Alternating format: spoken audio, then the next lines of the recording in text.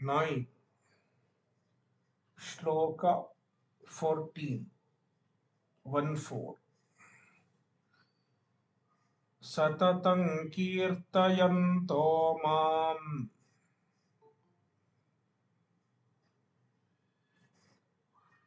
yatantascha dridhavrataha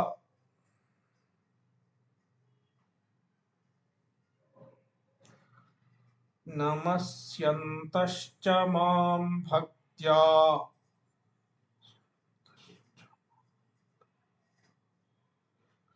nityayukta upasate.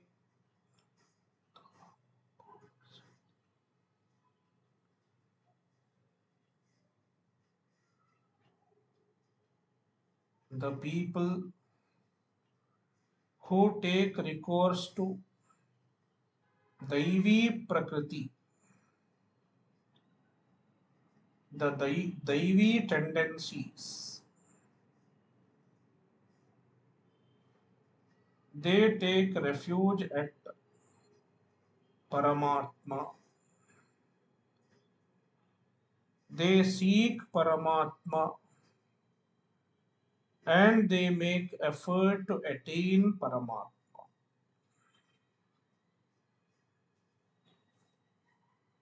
In this shloka,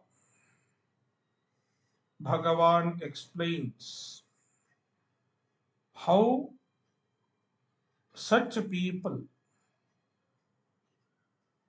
make effort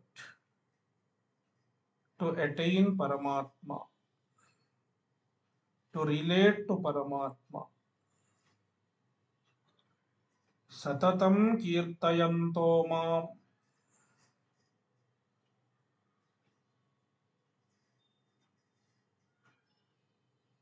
Satatam mam kirtayantaha. They do my kirtana continuously, regularly, satatam,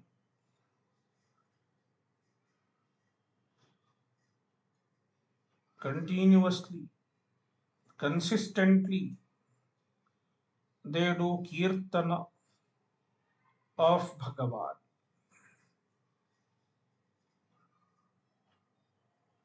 Kirtana is a very important sadhana. Kirtana can be in the form of singing Bhagavan's glories through songs. It can also be in the form of chanting Bhagavan's names, Nama Sankirtana.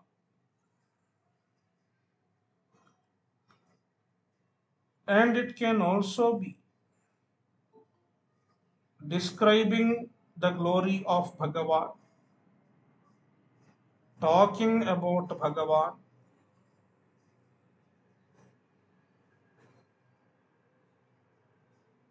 When we sing Bhagavan's glories, chant Bhagavan's name, or speak to others about Bhagavan, it enhances our own devotion.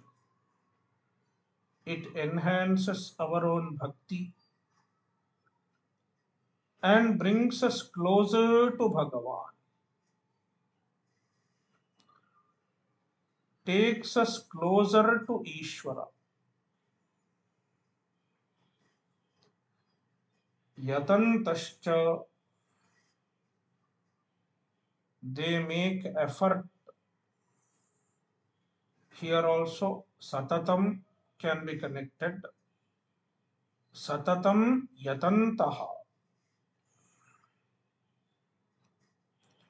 They make a constant effort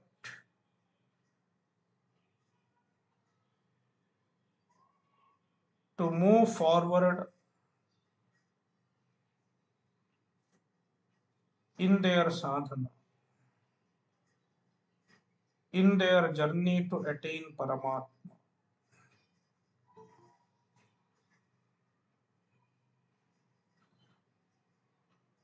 Bhashyakara explains what kind of effort they make.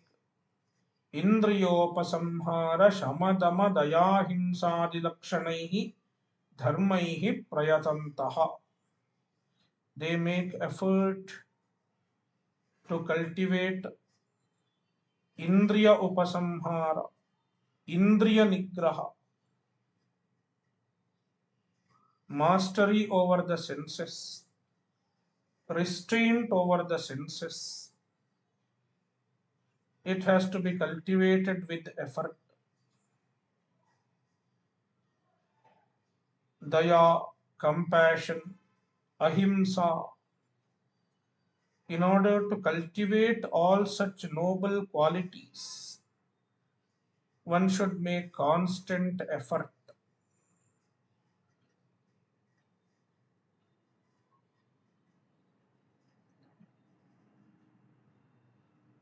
Without cultivating such noble qualities, it is not possible to attain moksha. Therefore, all such qualities like indriya nigraha, they have to be cultivated with effort. Indriya nigraha, ahimsa, daya, compassion, generosity, all such noble qualities should be cultivated with effort. Mam bhaktya namasyantascha, they do namaskara to Bhagavan with the devotion, with the bhakti.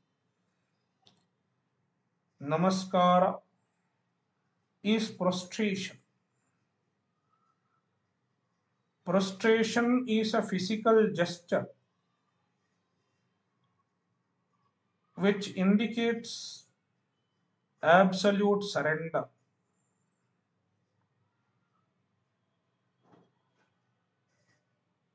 Absolute offering of oneself to Paramatma. Atma Nivedana. Atma Nivedana means offering oneself to Paramatma. Namaskara indicates Atma Nivedana.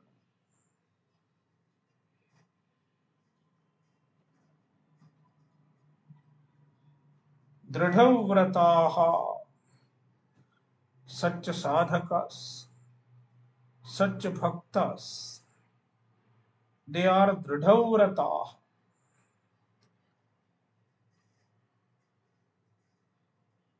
Their vrata is very strong. Vriyate iti vratam.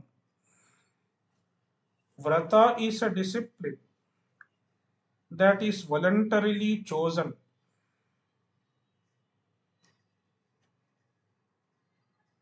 A voluntarily chosen discipline is called vrata. Like Ekadashi vrata. Some people choose to fast on Ekadashi. It is a vrata.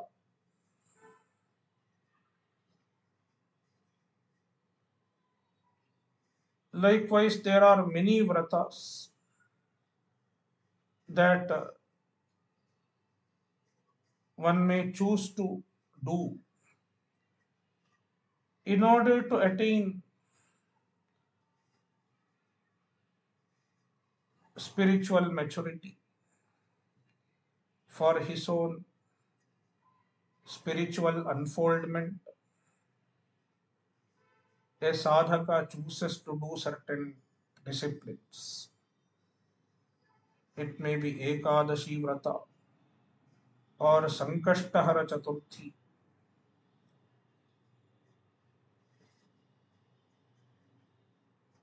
or not eating onion and garlic and non-veg.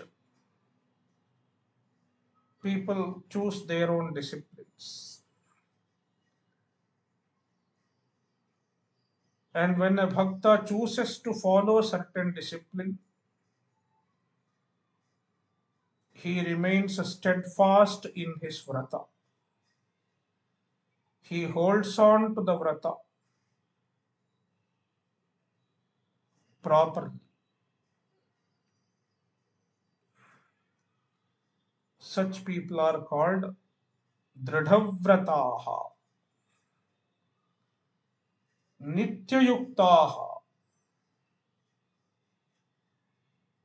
Their commitment and focus is constant.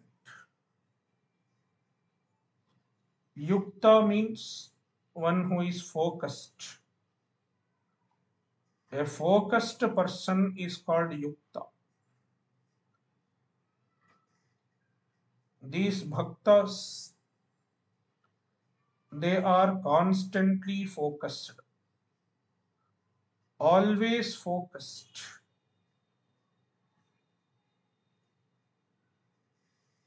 focused in Paramatma as well as focused in their sadhana. How to cultivate focus?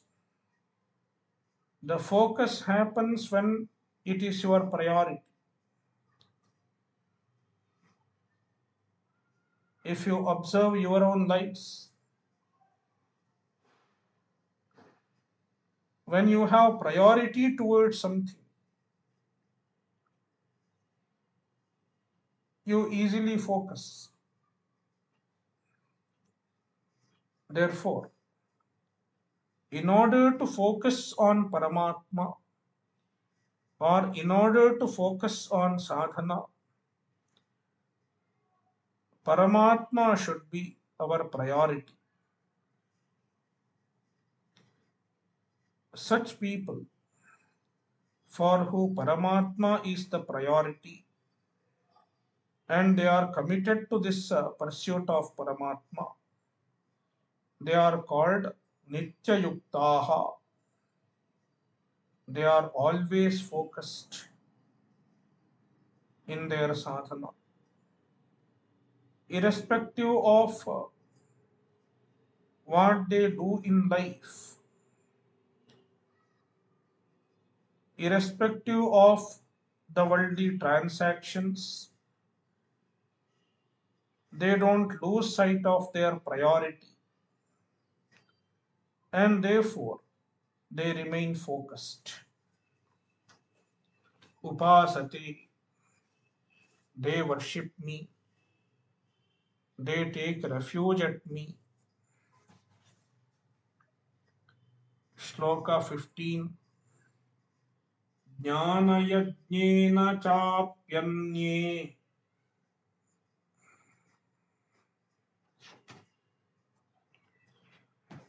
यजन्तो मामुपासते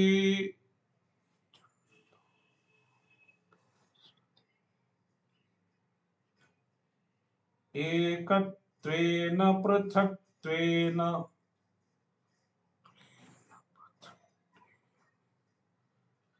बहुधा विश्वतो मुखम्.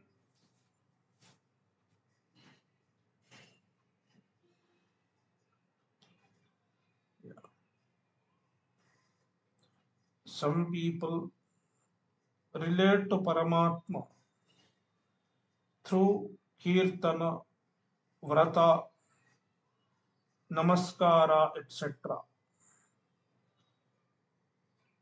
Meaning through some physical and verbal sadhanas,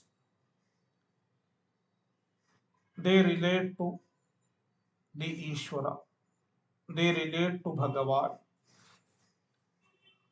Now, there are other people who abide in jnana, self knowledge, atma jnana, It is another way of relating to Paramatma. If one has adequate Chitta Shuddhi, he is capable of abiding in Atma Jnana. Thus, he is able to relate to Paramatma.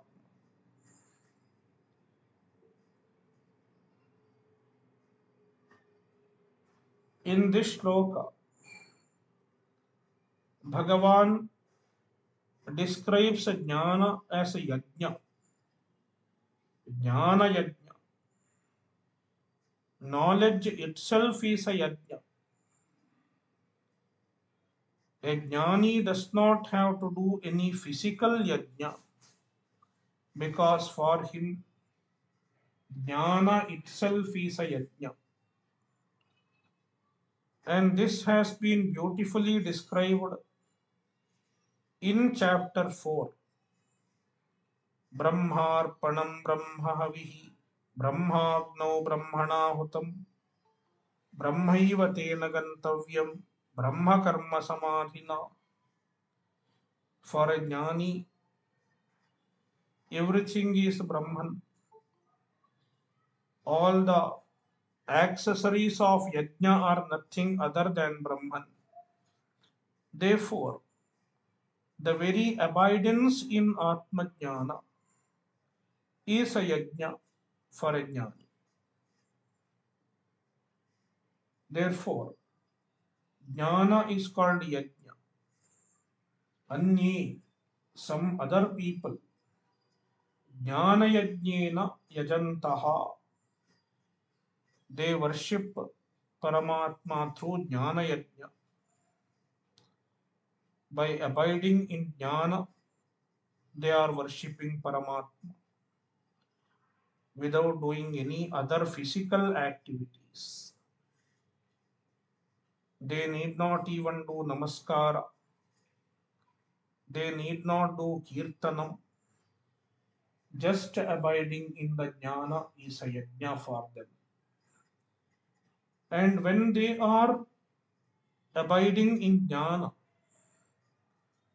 their understanding of Paramatma is described as ekatvena. They understand Paramatma as ekam, one without a second. They do not see any difference in Paramatma.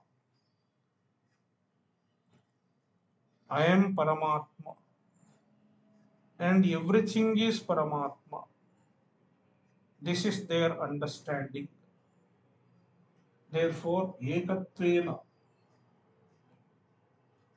mam upasate. They relate to me thus. They take refuge at me in this manner when they are jnanis. But then there are people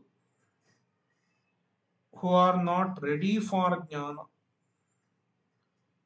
How do such people relate? Prathatvena and bahudha vishwato mukham. These two words, these two uh, statements describe how the people other than jnanis relate to Paramatma. Prathatvena, some people relate to Paramatma in a distinct form. They look upon a distinct form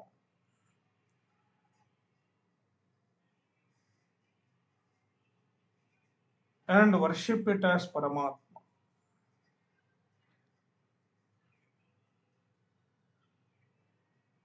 The Ishtadevata Upasana. Everyone may have, many of you may have an Ishtadevata.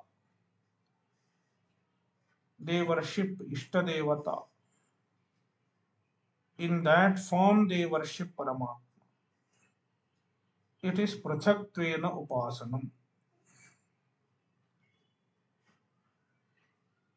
And some other people, they understand that the Paramatma alone has manifested in the form of everything, in the form of the whole universe.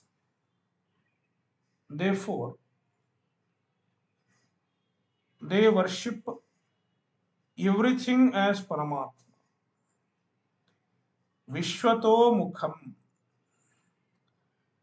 means Vishwarupam, the Paramatma who is present in all forms. They worship him.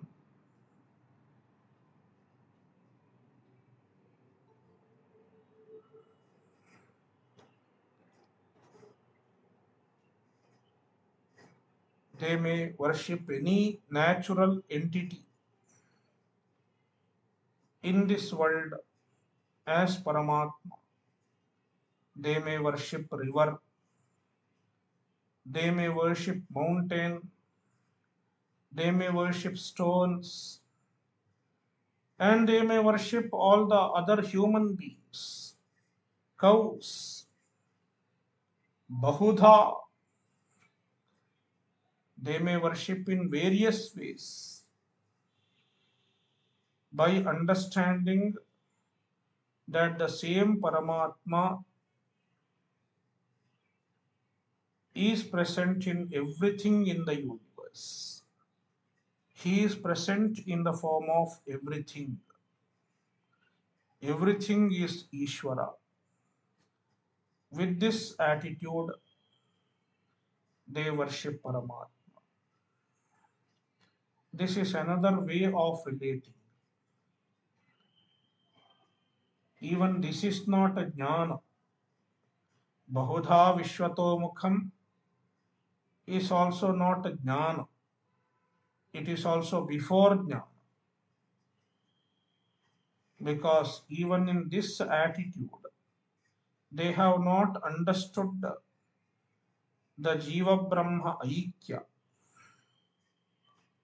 and they have not understood the Mithyatva of the Jagat, but they have an understanding that the whole universe is a manifestation of Paramatma. Therefore, they relate to Paramatma in the form of this entire universe.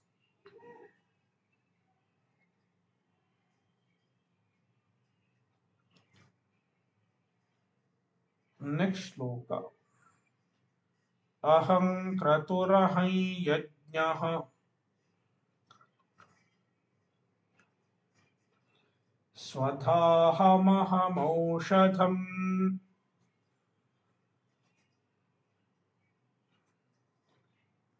mantrohamahame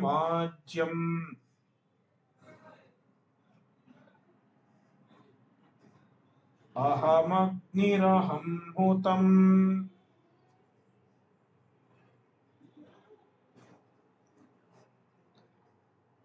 From this shloka onwards, Bhagavan is explaining the all pervasiveness of Paramatma. Ishvara is all pervasive.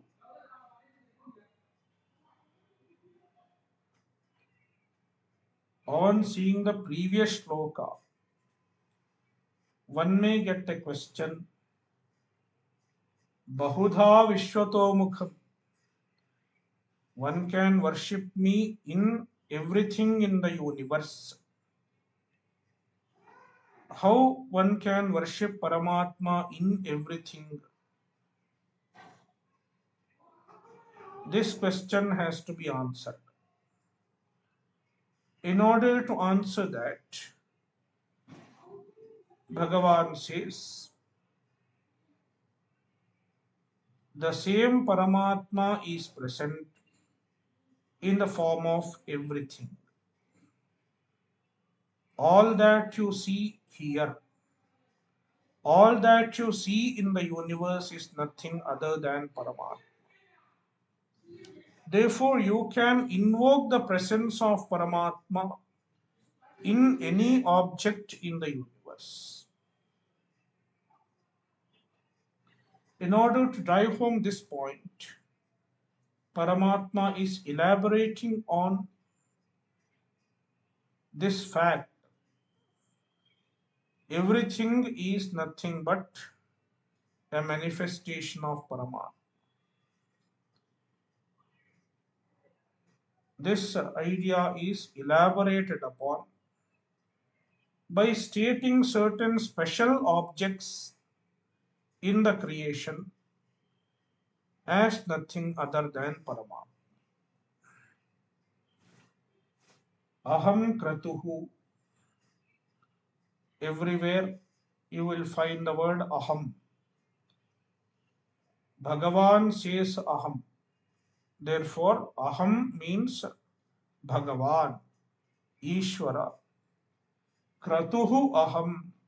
Kratu is Ishvara.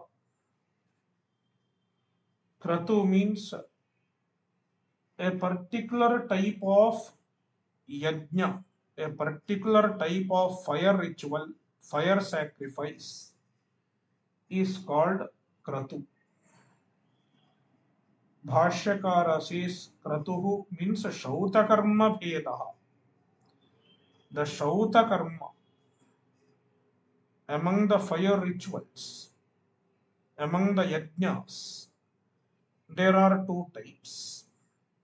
One is called shauta karma, the karma that are properly enjoined by the Shruti, by the Veda. They are called shauta karma. And another type of yajna is smarta karma. The yajnas that are told in the Smriti are called smarta karma. Here, kratuhu refers to shauta karma. The karmas that are prescribed by the Shruti are called kratu. And yajnaha refers to the karmas that are described in the Smriti, the secondary scriptures. Kincha, svadha, and also I am svadha. Svadha aham. Even svadha is Paramatma. Svadha means the food which is offered to Pitrus during Shraddha. During Shraddha, food is offered to the Pitrus, to the ancestors. It is called svadha.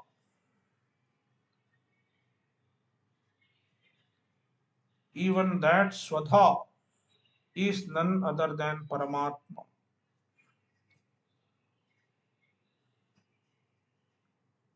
With this, Bhagavan is indicating that one should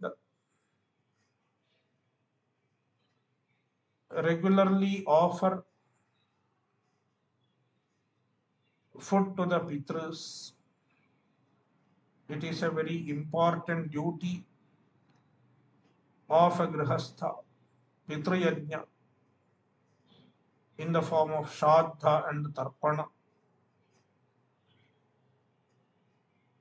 And even when you do such a duty, Shraddha, Tarpana, etc., Paramatma is pleased because the same Paramatma is present as the Swadha, the food that is offered to the Pitras. Aham aushadham, even the ausadha. Ausadha can be understood as medicine or ausadha can be understood as food, the general food which is eaten by everyone, all of us.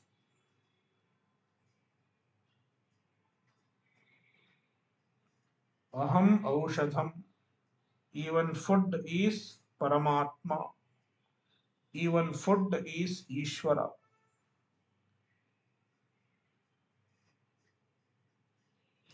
Aham mantraha. Mantra is also Paramatma. All mantras that are present in the Vedas and all the other mantras also. The mantras which are given in the Smriti and Purana. Even in Smriti and Purana, some mantras are given. They are all none other than Paramatma. Ahameva ajyam. Even ajya, the oblation in a yajna, that which is offered to the ghee which is offered to the fire in a yajna is called ajyam. Even ajya is Paramatma. Aham agnihi. Even the fire is Paramatma. The fire into which the oblation is offered. Aham hutam. Even the action of offering oblation, havana kriya, it is also Paramatma. And on account of this, even the jnana is a yajna, because when you are abiding in Paramatma, the very abidance in Paramatma serves the purpose of all these Agni, Ajya, Huta, etc. Therefore, this shloka can be understood as a shloka that justifies jnana as a yajna. Already we have seen in chapter 4, but just like the verse in chapter 4, Brahmarpanam, etc., even this shloka justifies a jnana as a yajna.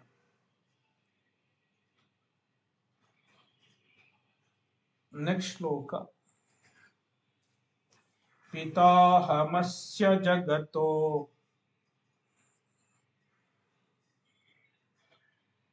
माता धाता पितामहः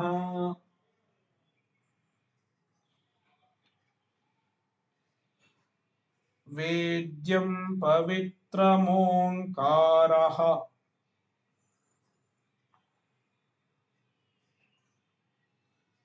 ऋक्सामयजुरेव च.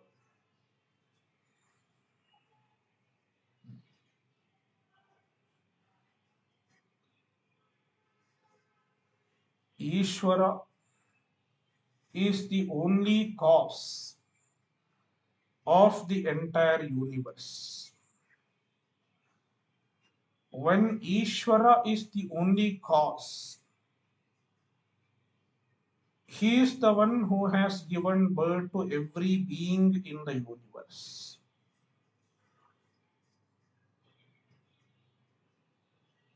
Therefore, who is the father of the universe? If you ask this question, the answer is Ishvara. Ishvara is the father. Therefore, he says, Aham asya jagataha pita. I am the father of this universe. If Ishvara is the father, then who is the mother? Generally, everything is born. Everybody is born from two parents, father and mother. But the Jagat is born from Ishvara. Therefore, there is no separate father and there is no separate mother as far as the universe is concerned. Therefore, Ishvara himself is the father.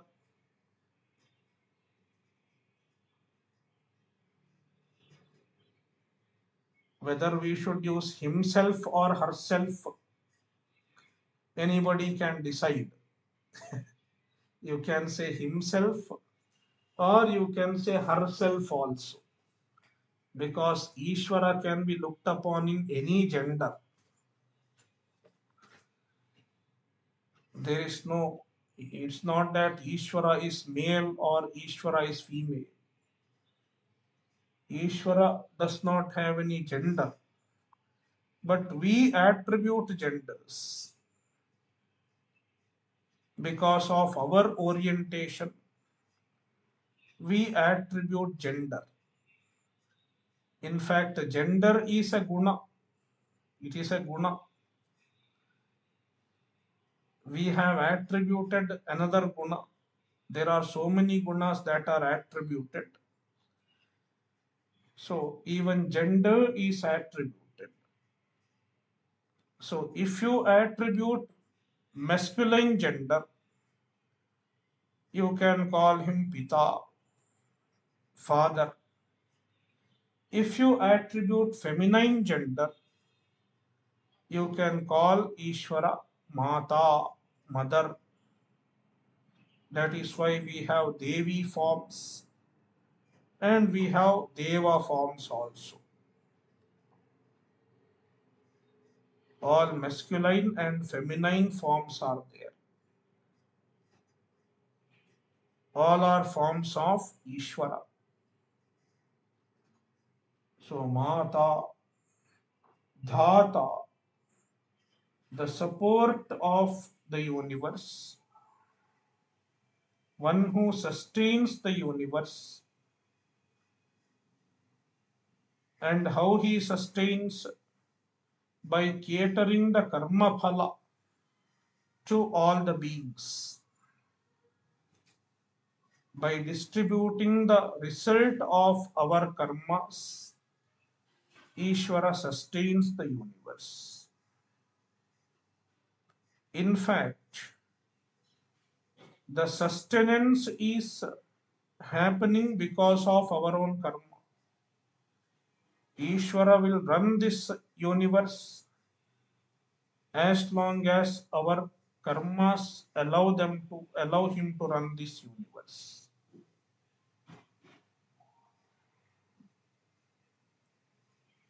As long as our karmas are there, this universe will continue.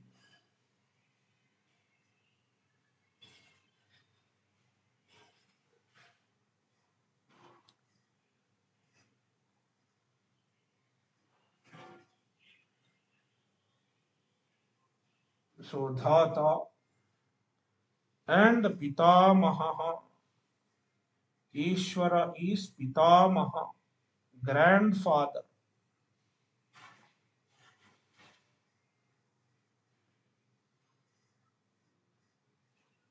If somebody considers someone else is the cause, like somebody says Hiranyagarbha is the cause, Brahmadeva is the cause of the universe. In that case, Brahmadeva becomes the father. Then Krishna says, if Brahmadeva is your father, then I am his father also, the father of even Brahmadeva. Therefore, Bhagavan calls him Pitamaha. I am your grandfather. If Brahmadeva is your father, then I am your grandfather.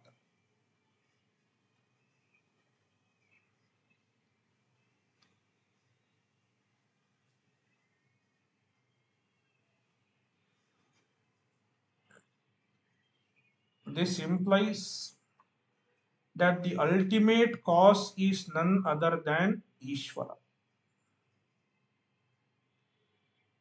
There is no cause other than Ishvara. Therefore, you can call him Pita, Mata, or even Pitamaha.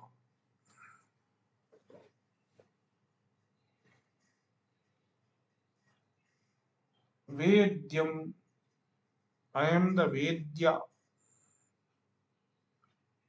Everything that is known and everything that should be known is nothing but Paramatma. Pavitram, the purifying agent, is called Pavitram. Like Ganga Jala. Ganga Jala is Pavitra because it purifies. That is why we sprinkle Ganga Jala if we have to purify something. We take bath in Ganga Jala if we have to purify ourselves. Many things are considered as Pavitra. Even the vibhuti that we wear is Pavitra because it purifies the body. All Pavitra is a manifestation of Paramatma. Even Ganga Jala is a manifestation of Paramatma. That is why Ganga Jala is called Brahmavari. Brahman in the form of water.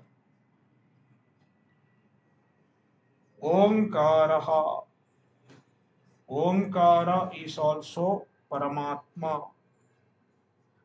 Rik, Sama, Yajuhu, Evacha. The three types of mantras.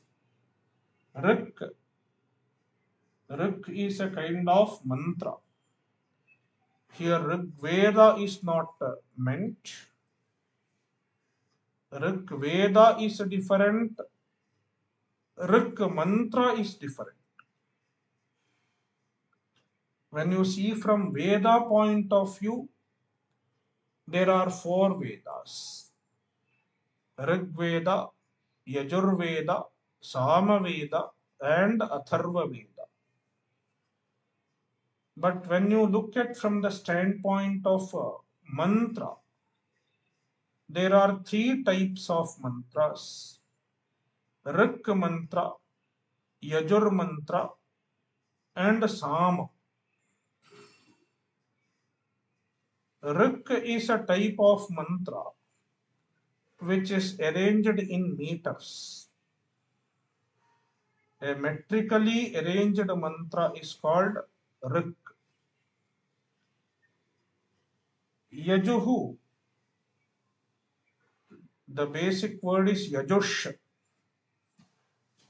Yajush is a mantra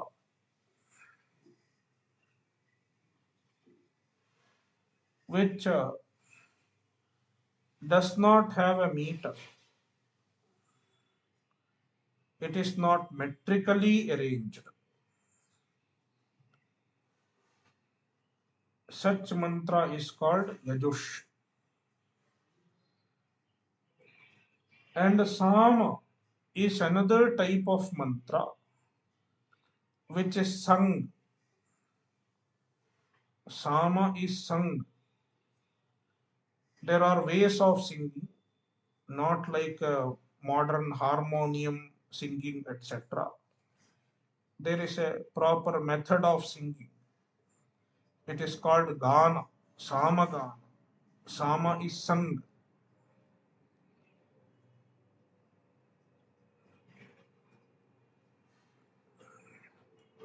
So these are three types of mantras. And a particular Veda is called by that name because the particular Veda contains the particular type of mantra in its major portion. For example, Rig Veda consists of Rig mantras to the largest extent. Mostly Rig Veda is comprises of Rig mantras. Likewise, Yajurveda comprises of Yajur mantras. And Samaveda predominantly consists of Sama that are sung.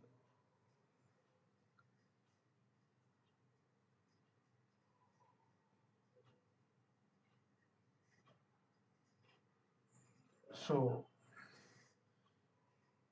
next shloka. So, Rik, Sama, Yajuh. All these three types of mantras are nothing other than Paramatma himself. They are all the Vedas, all the Vedic mantras, they are the manifestations of Paramatma.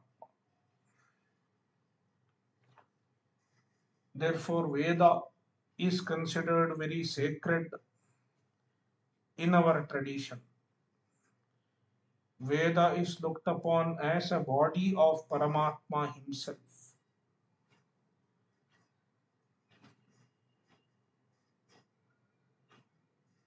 Shloka 80.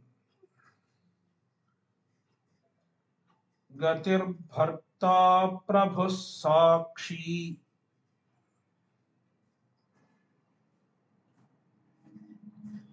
निवासः शरणं सुहृत्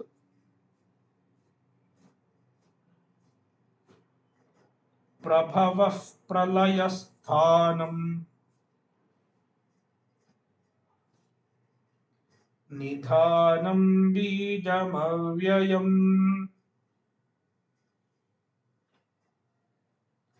गतिः गतिः is कर्मफला karmaphalam, the result of our actions, is also a manifestation of Paramatma. Any result of our action. Therefore, we look upon all that we receive in life as a manifestation of Paramatma. All karma phala, whether it is pleasant or unpleasant. Bharta, one who supports the universe, nourishes the universe. Prabhu, the Lord of the universe. Sakshi, the witness of all the actions of beings, the witness of all our karmas, all our activities. Nivasa,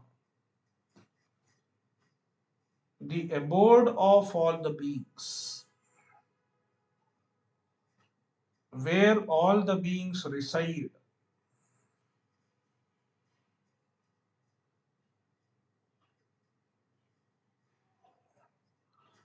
Sharanam, the refuge of those who suffer.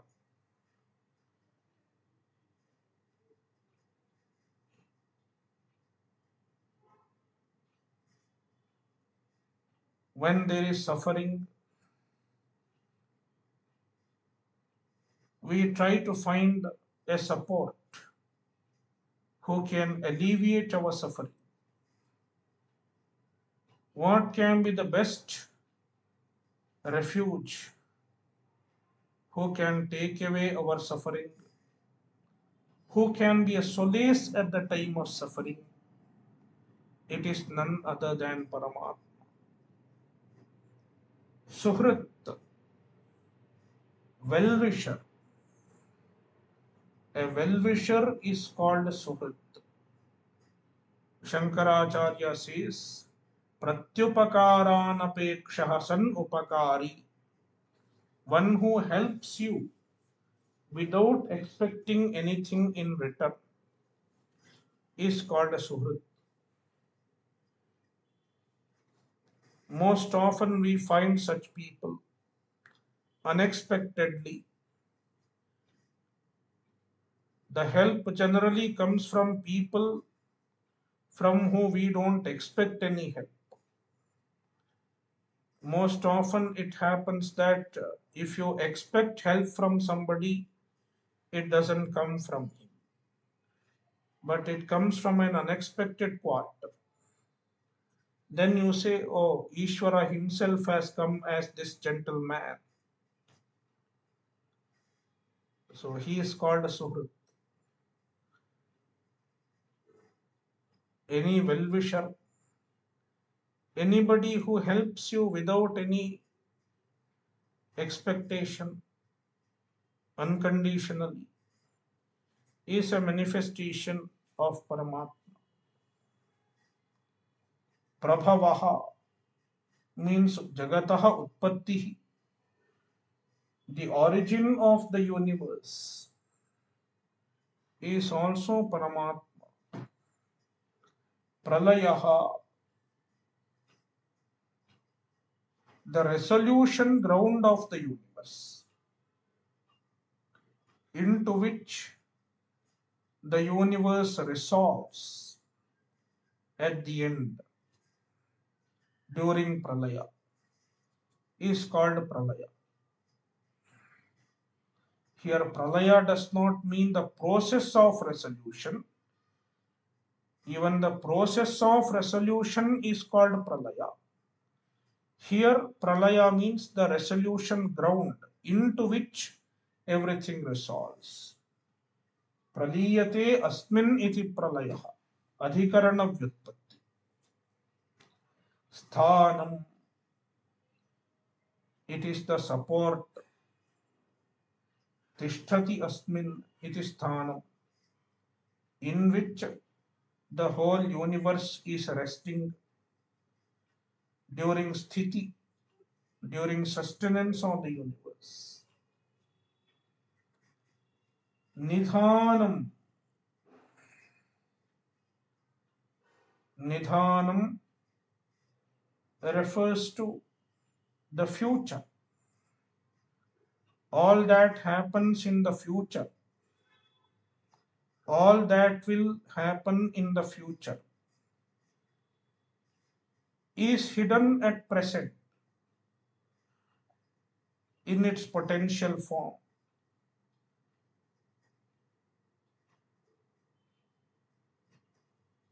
What will happen tomorrow? It is hidden in the avyakrita, in the maya, in the potential form.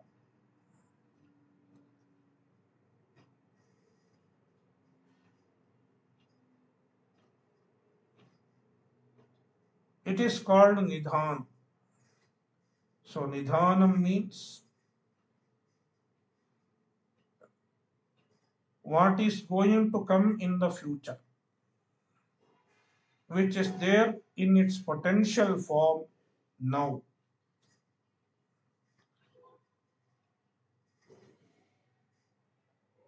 It is like, you know, everything happens like a movie.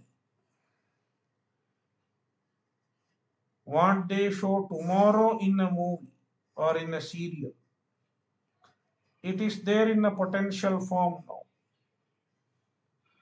in the in their studio. And tomorrow it will be displayed, it will be broadcasted. Likewise, all that is going to happen tomorrow, it is there in a potential form. in Ishvara, in the Avyakta, and it will manifest tomorrow. So that is called Nidhanam, the potential of the future, or the future which is there in potential form now. Bijam avyayam, avyaya bija. Paramatma is the cause which does not undergo any change. Avyaya means one who does not undergo any change. Na vyeti iti avyaya.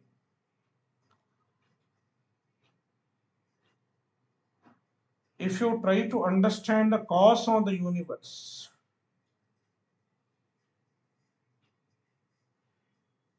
there has to be a vyaya bija, a bija which undergoes change, a bija which undergoes modification, a cause that undergoes modification.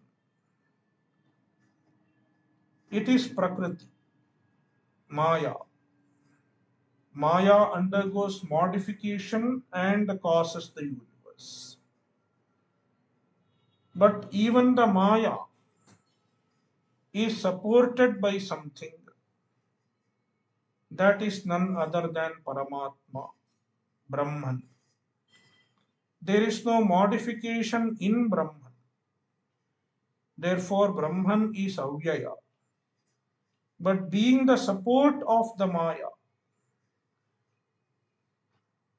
being the one who blesses the Maya with the existence and consciousness,